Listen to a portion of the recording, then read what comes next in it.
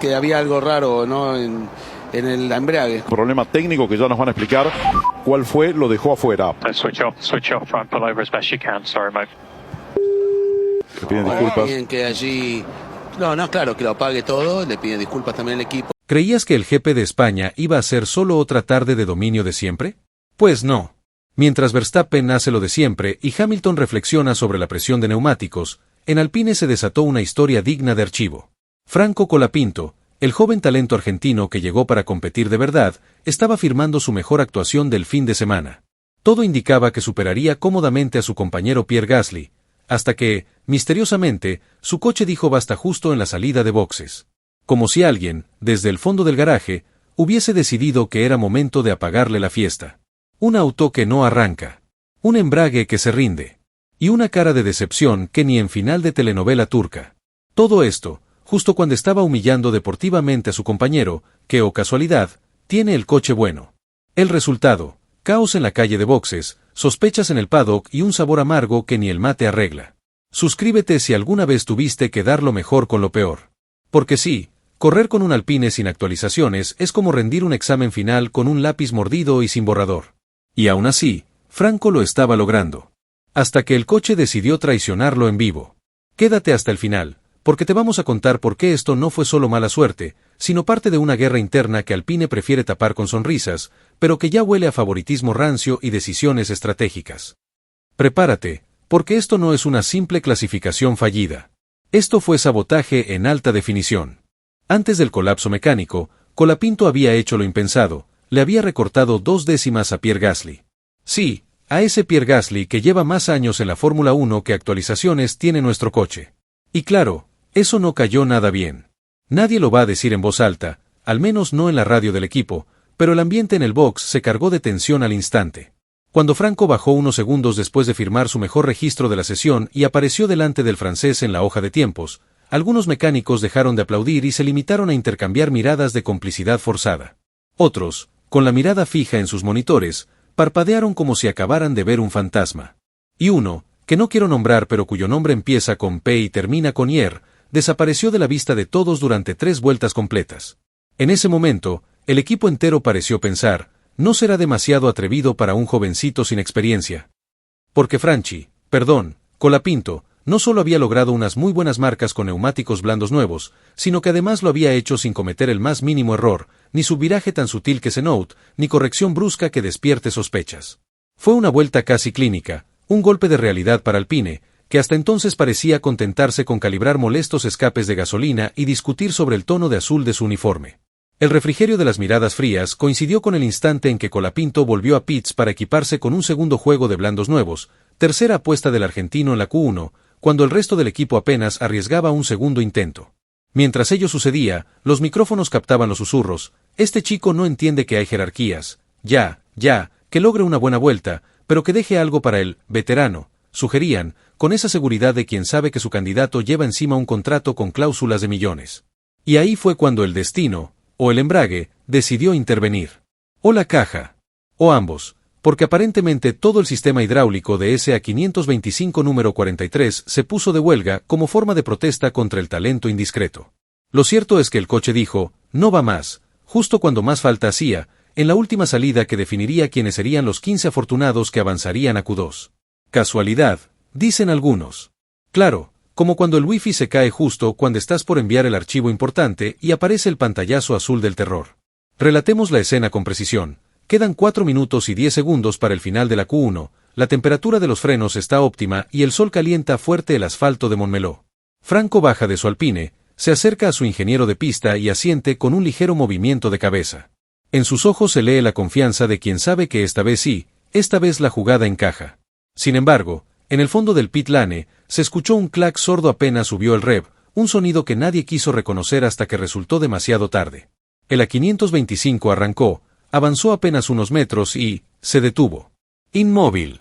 Congelado. Como si alguien hubiera soltado un imán gigante en la salida de boxes. En cuestión de segundos, la cola de autos que esperaba agolpada detrás de Colapinto convirtió el lugar en un Tetris de monoplazas bloqueados. Al fondo, Luca de Meo, el CEO de Renault, observaba con la mirada fija en aquella escena que, para él, era el escaparate público de un proyecto que no levanta cabeza. Se rumorea que, en un arrebato de diplomacia empresarial, intentó aplaudir discretamente, pero con el ceño fruncido y los labios apretados en una mueca que delataba más preocupación que aplausos. Franco, con el casco aún puesto y los guantes manchados de goma quemada, bajó del coche y le dio un golpecito en la rueda trasera derecha. Ese golpecito sonó a despedida. Gracias por nada, amiguito hidráulico, musitó sin voz, porque ya no hacía falta, su expresión lo decía todo. Ni un solo grito, ni un puño al aire, solo la decepción de quien entiende que, a veces, el rival con el que compites no tiene volante ni casco, sino un departamento de logística que prefiere filtrar rumores a invertir en repuestos fiables. Alpine, en voz baja, aseguró que revisaría todo el sistema hidráulico para descartar relaciones extrañas entre las fugas del viernes y este bochornoso fallo del sábado. Mientras tanto, en la F1, todos miran con nuevos ojos a ese novato incansable que, con un coche en peores condiciones que un coche de museo abandonado, hasta el momento estaba ganándose su lugar en la parrilla. Porque, al final del día, lo que pasó en Montmeló no fue solo un error técnico, fue la confirmación de que en Alpine aún no han sabido equilibrar la balanza entre invertir en talento y gastar en favores. Y si eso no es un escándalo, ya no sé qué podría serlo. La escena fue digna de una tragedia griega transmitida en HD, con plano secuencia, zoom dramático y música de fondo que, si no estaba sonando, todos la imaginamos. Franco Colapinto, el joven argentino que venía peleando cada milésima con el hambre de quien sabe que cada sesión puede definir su futuro en la Fórmula 1, se quedó literalmente parado en medio de la calle de boxes. Su Alpine A525, ese mismo que parecía haber cobrado vida unas vueltas antes, se detuvo como si hubiese recordado que estaba hecho en Enstone. Franco, con el casco puesto y los guantes todavía ajustados, bajó del auto con la calma resignada de quien no se sorprende, pero igual se indigna. Se acercó a la rueda trasera derecha y le dio un golpecito, no de frustración violenta, sino de esa clase de tristeza que se reserva para las traiciones silenciosas. Fue como decirle, yo creí en vos. Detrás de él, una caravana de coches se acumulaba en la salida, todos esperando su oportunidad para el último intento de clasificación. El A525 se volvió un obstáculo más difícil de sortear que los pianos de la curva 9. Los comisarios, esos héroes anónimos de mono naranja, intentaron empujar el coche como si fuera un carrito de supermercado con la rueda trabada. Uno de ellos incluso tropezó, generando una escena que por unos segundos pareció sacada de un sketch. Pero no, era el Gran Premio de España, 9ª fecha del campeonato, y esto era la realidad del equipo Alpine. En el pit wall, Luca De Meo, el capo máximo de Renault, el hombre que firma los cheques y manda en el conglomerado automotor, presenciaba la escena con una mezcla de incredulidad y resignación. Su rostro era el de alguien que acaba de invertir cientos de millones en un proyecto de Fórmula 1 y se entera, en vivo y en directo, que no puede ni hacer que el coche avance 5 metros sin fallar. Algunos aseguran que apretó los labios tan fuerte que dejó marcas en el vaso de café. Lo cierto es que no era la imagen que quería ver mientras las cámaras de la FOM lo enfocaban. Y hablando de la FOM, el realizador de la transmisión hizo lo que sabe hacer, cortar directo al drama. Pero no al drama de Franco, sino al plano más absurdo del momento, Pierre Gasly, sonriendo en su box, revisando datos como si la vida le sonriera y no tuviera nada que ver con lo que acababa de pasar a su compañero. Gasly, quien unos minutos antes había sido superado por Colapinto, parecía ajeno al caos. O peor, cómodo en su ajenidad. Todo muy casual. Muy yo no vi nada, jefe. Como si un coche del mismo equipo no se hubiera convertido en un cono de tráfico de carbono y pintura azul. La televisión mostró a Franco caminando solo por la línea blanca del pit lane, escoltado por un comisario, como si estuviera volviendo del campo de batalla.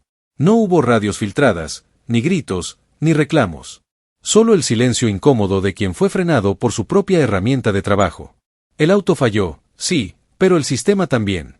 Porque lo que pasó en esa clasificación fue más que una avería. Fue una metáfora viviente del desorden interno de Alpine, de su falta de rumbo, de su incapacidad para sostener a un piloto que, con todo en contra, les estaba dando resultados.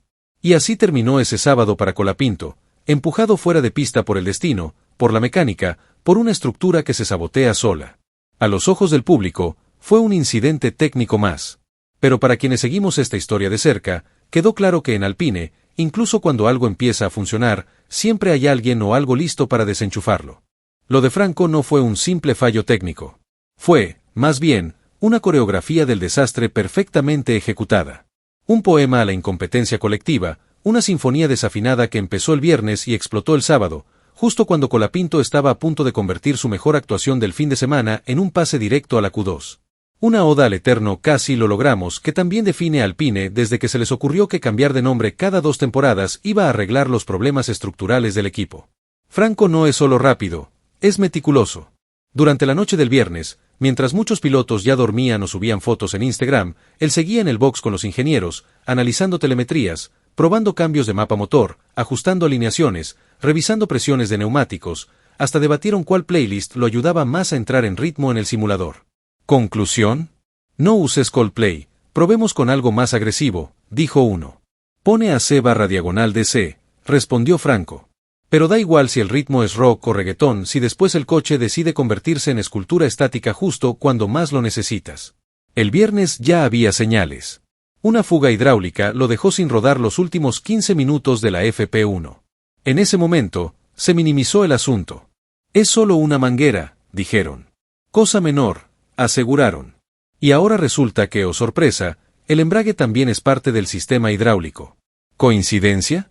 No quiero caer en teorías conspirativas, pero si mañana aparece un mecánico con acento francés vendiendo embragues usados en Wallapop con la leyenda apenas usado, ideal para pilotos jóvenes e inocentes, no digan que no los avisé.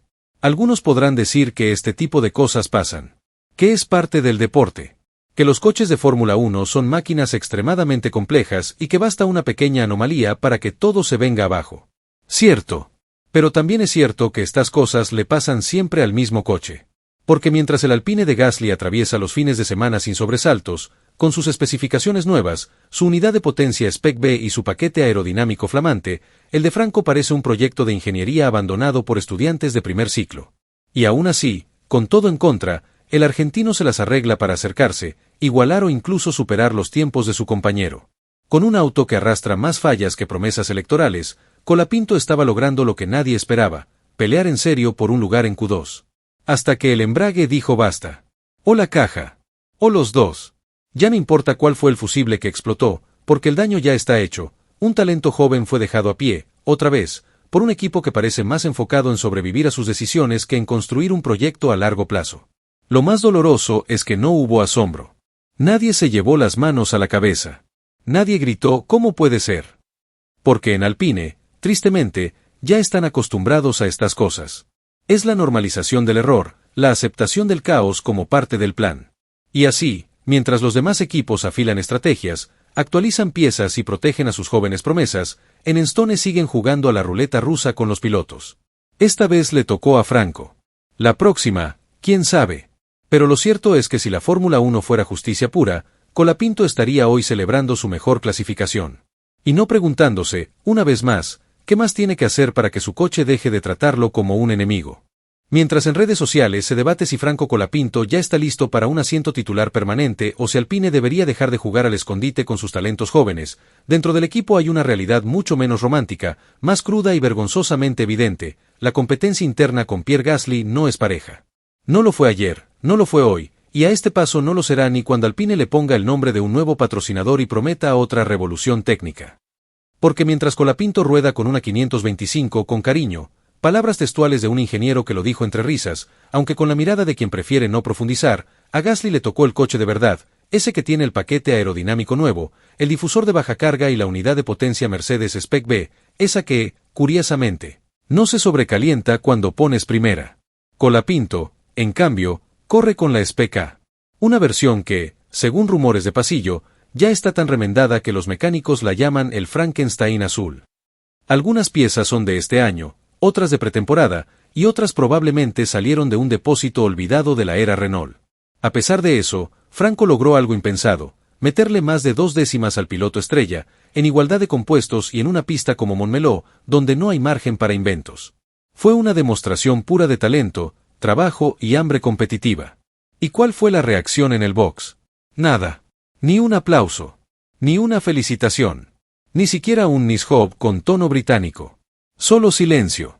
El mismo silencio incómodo que precede a una reunión en la que todos fingen que no pasó lo que claramente pasó.